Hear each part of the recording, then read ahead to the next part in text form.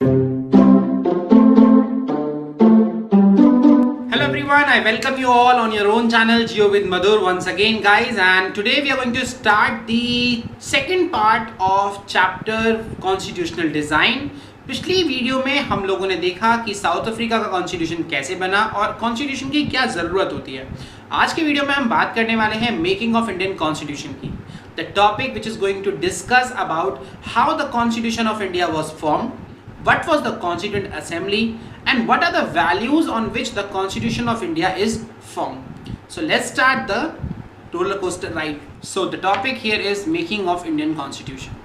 Guys, like South Africa's constitution, India's constitution was also made in a very difficult situation, because India was the country which was getting the independence after almost 190 years, and at the same time the country was going to be divided on the basis of the religious diversity.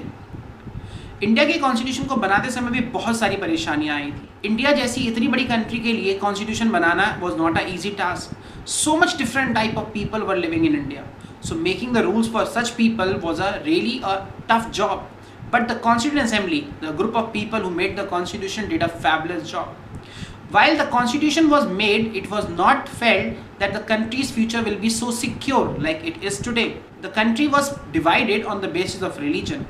More than 10 lakh people died during this partition across the borders in India as well as in Pakistan. This was the situation when people were a little bit uncertain about the future of India. At the time of independence, one more problem came. While the Britishers were leaving the India, they said princely states to remain in India or with Pakistan, or they can declare themselves as independent. This was a big deal. Merging all the princely state to India was a tough job. Thanks to Mr. Vallabhbhai Patel, the person who integrated the entire country and took all the princely states one after another and made them merge in India.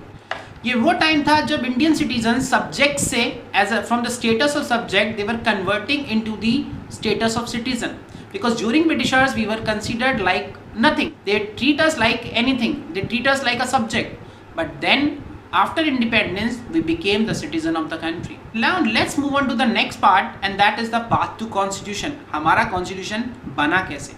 Guys, इतनी सारी मुश्किल होने के बाद भी एक फ़ायदा हमारे पास था. हमें साउथ अफ्रीका की तरह कोई कंसेंसस नहीं बनाने थे कि हमारा कॉन्स्टिट्यूशन कैसा होगा, हमारे कॉन्स्टिट्यूशन के क्या रूल्स एंड रेगुलेशंस होंगे. क्योंकि ड्यूरिंग द फ्रीडम स्ट्रगल, जब इंडिया की आज़ादी की लड़ाई चल रही थी, उसी टाइम पर काफ़ी हद तक लोगों को पता था कि आज़ादी के बाद जब हमारा कॉन्स्टिट्यूशन बनेगा तो उसके क्या बेसिक रूल होंगे. हमारी कंट्री डेमोक्रेटिक कंट्री होगी जहाँ पर सबको इक्वल राइट्स होंगे. ये सब बातें पहले ही सोच ली गई थी.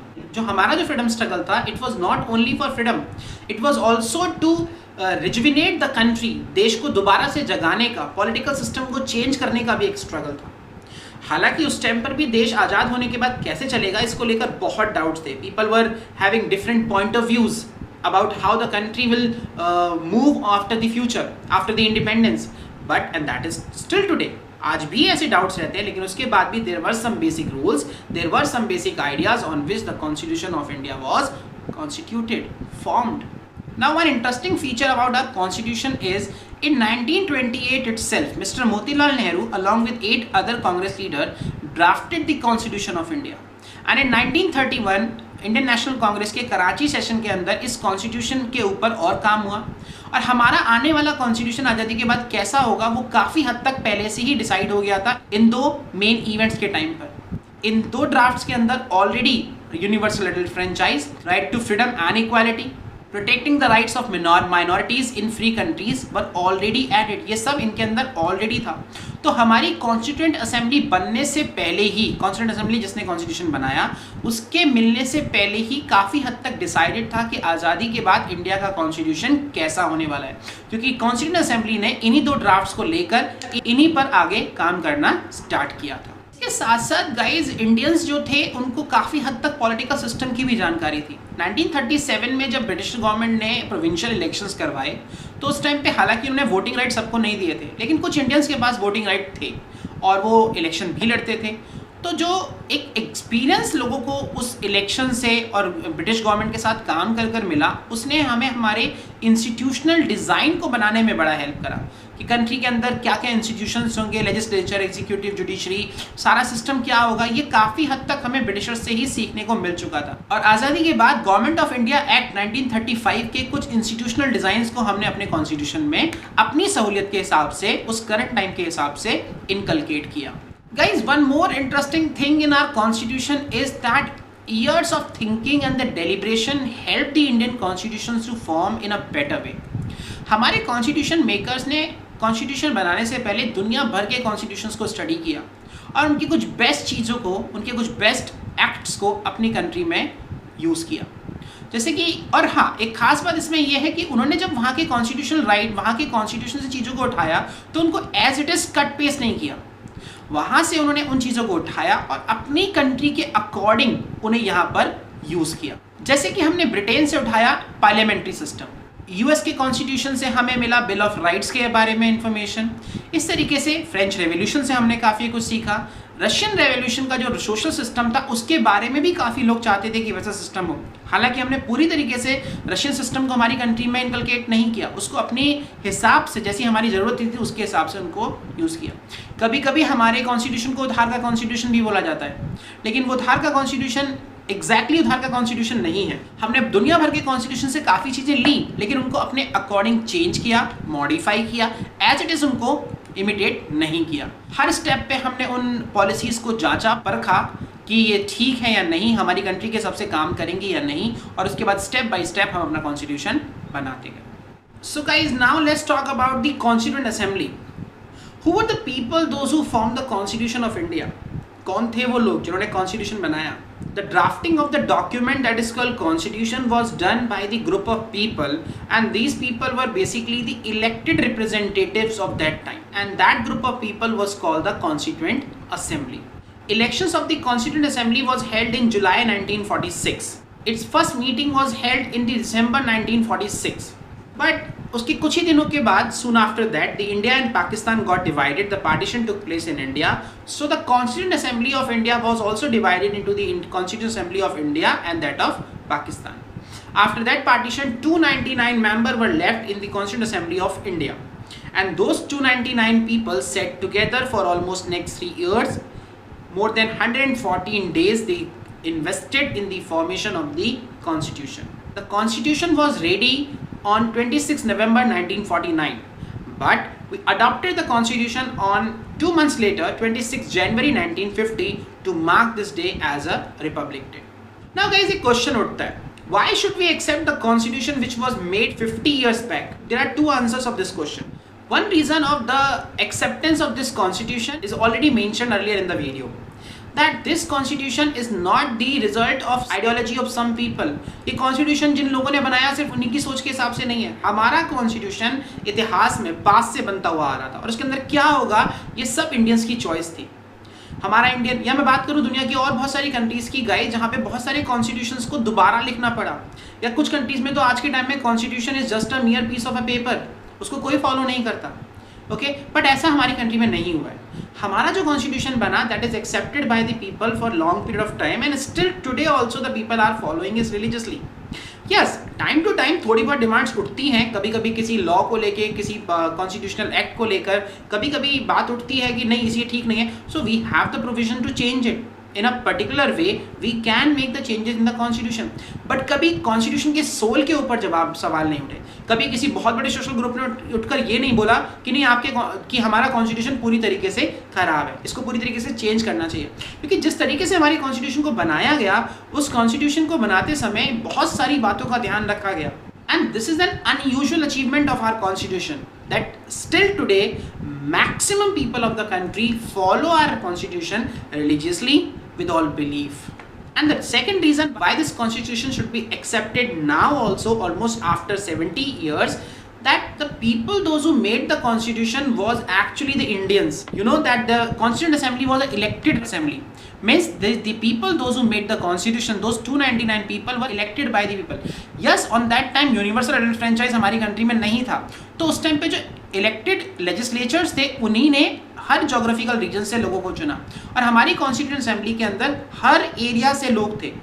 हालांकि मैक्सिमम उनमें से कांग्रेस पार्टी से थे, लेकिन तब की कांग्रेस और आज की कांग्रेस में बहुत अंतर है।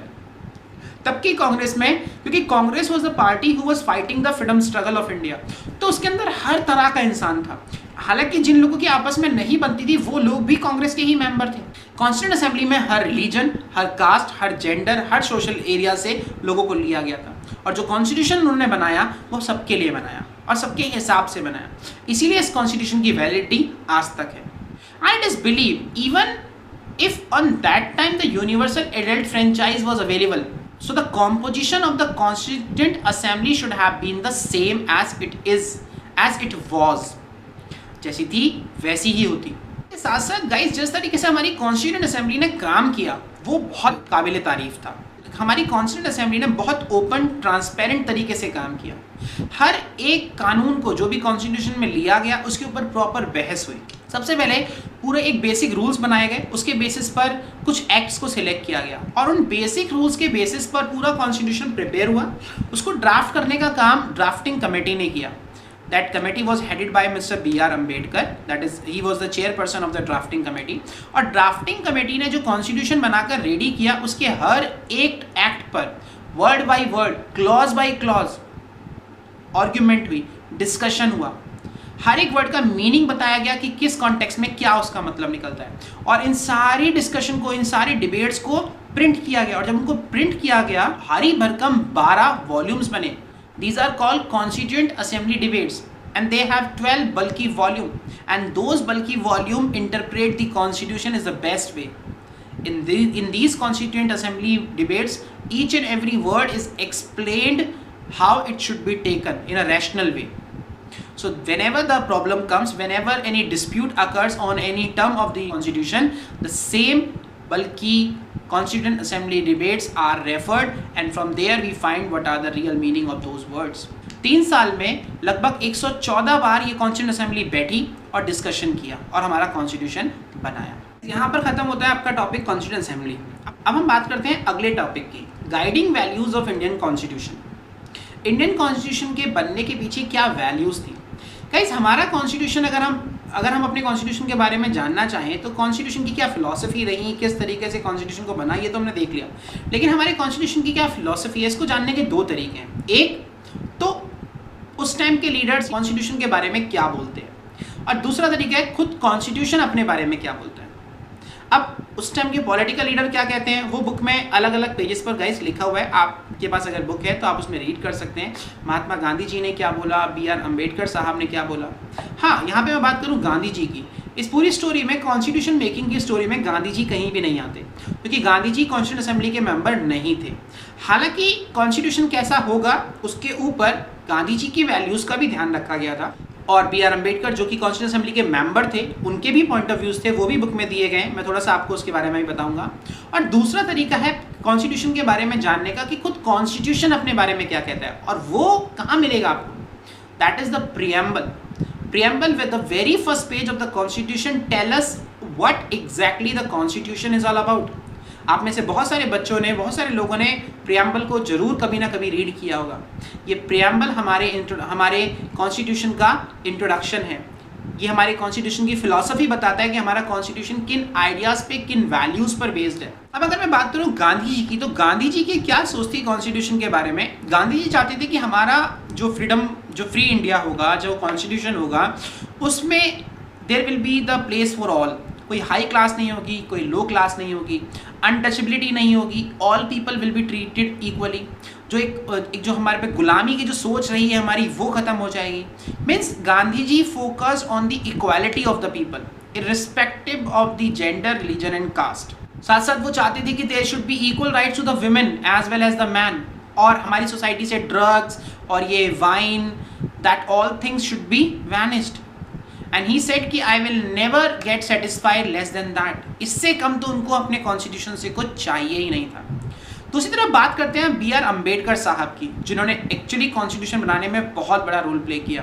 अब इंडिया से इक्वालिटीज खत्म हो जाएंगी, इसी सोच के साथ B.R. अम्बेडकर भी थे। B.R. अम्बेडकर साहब भी चाहते थे कि सारी इनइक्वालिटी खत्म हो जाए, और उन्होंने भी इसके बारे में कई तरीके से सोचा। लेकिन गांधी जी के पॉइंट ऑफ व्यू से उनका पॉइंट ऑफ व्यू बिल्कुल भी मैच नहीं करता था। He was seen bitterly criticizing Mahatma Gandhi ji on many times, and he had a different point of view that how the inequalities from India will be removed. Let's see what he spoke on his speech on in the Constituent Assembly. उन्होंने बोला on this day 26 January 1950 we are going to enter into a new India, a different kind of India in which the people will be treated equal in the politics, but in social and economic life there will be inequality. ने कहा politics में तो आगे चलकर हम इस principal पर चलने वाले हैं that there will be one person, one vote and one value, but in social and economic life we are not going to follow the concept of one man, one value. We are going to discriminate with the people on the basis of the caste. और उनका कहना था कि कितने लंबे time तक हम इस कॉन्ट्रडिक्शन के साथ जी पाएंगे. एक तरफ पॉलिटिक्स में हम इक्वालिटी की बात करेंगे, दूसरी तरफ सोशल और इकोनॉमिक लाइफ में हम इक्वालिटी नहीं देंगे. कब तक हमारी कंट्री में ये चलता रहेगा? उनका मानना था ये बहुत लंबे टाइम तक नहीं हो पाएगा, और ऐसा अगर हम करेंगे भी तो हम अपनी डेमोक्रेसी को ताक पर रखकर ये सब कर पाएंगे. Now guys, you see there are different point of view of the people on the constitution. Guys, इस टॉपिक पे अभी हम खत्म करते हैं इस वीडियो को, क्योंकि वीडियो ऑलरेडी काफ़ी लंबा हो चुका है. इस चैप्टर का जो एक टॉपिक बचता है that is philosophy of the constitution. उसमें मैं आपको प्रियम्बल के बारे में बताऊंगा कि इंडिया का प्रियम्बल क्या कहता है, क्या वैल्यूज़ हैं हमारे कॉन्स्टिट्यूशन की. सो आई होप आपको सबको समझ में आ चुका है. अगर कुछ भी आपके डाउट्स हैं तो कमेंट बॉक्स में लिखना ना भूलें, मैं कोशिश करूँगा जल्दी से जल्दी उनको आंसर करने की. एंड गाइज हो सके तो चैनल को सब्सक्राइब जरूर करें, और अपने फ्रेंड्स के साथ भी आप इस चैनल को शेयर कर सकते हैं, इस वीडियो को शेयर कर सकते हैं जो आपको लगती है जिनको इसकी ज़रूरत है. सो गाइज आप देख रहे थे Jio with Madhur. Bye bye, enjoy.